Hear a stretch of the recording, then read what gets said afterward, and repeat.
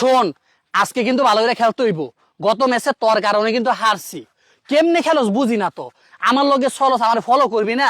দেওস নি 4-5 জনকে কিভাবে ঘুরাইয়া দপ করে জালের ভিতরে বড়া ঢুকাই দেয়।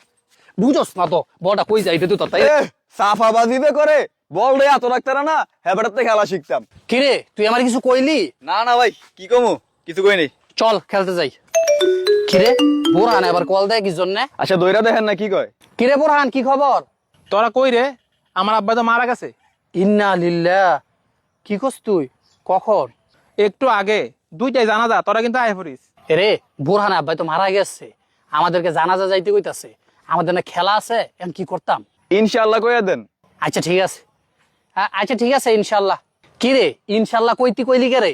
আরে ইনশাআল্লাহ মানে কি, আল্লাহ চাইলে আমরা যামু, নাইলে যাইতাম না। ও, তোর মাথা দিয়ে ভালোই বুদ্ধি আছে। আচ্ছা চল এখন খেলায় যাই। ভাই এই বয়সে বাইরে হারাই যাইলাম, কেমনে চলমু? কি রে তোরা কইতে আইছত? আর দোস্ত আমগো একটা খেলা ছিল, খেলাত গেছিলাম গা। তোরা আমার আব্বার জানাজায় আস নাই? আমাদের খেলাটা গুরুত্বপূর্ণ ছিল, 1 সপ্তাহ আগে আমরা ডেট দিয়ে রাখছি, এজন্য গেছি গা।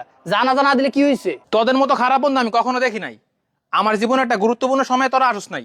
আরে দোস্ত, তুইও খারাপ আমরাও খারাপ, সমান সমান, এত রাগারাগির কি আছে? খারাপ মানে আমি কি তোদের মতো? তোরা ডাক দিলে আমি আসি না?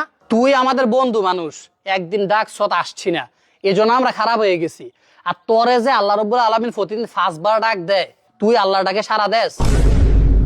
আল্লাহ রব্বুল আলামিন প্রতিদিন 5 ওয়াক্ত নামাজে বান্দারে ডাকে যে মসজিদে আইসা একটু হাজিরা দেও। তুমি যে আল্লাহর বান্দা এই প্রমাণটা একটু দেও, কিন্তু কোনোদিন 1 ওয়াক্ত নামাজ পড়তে যাস না।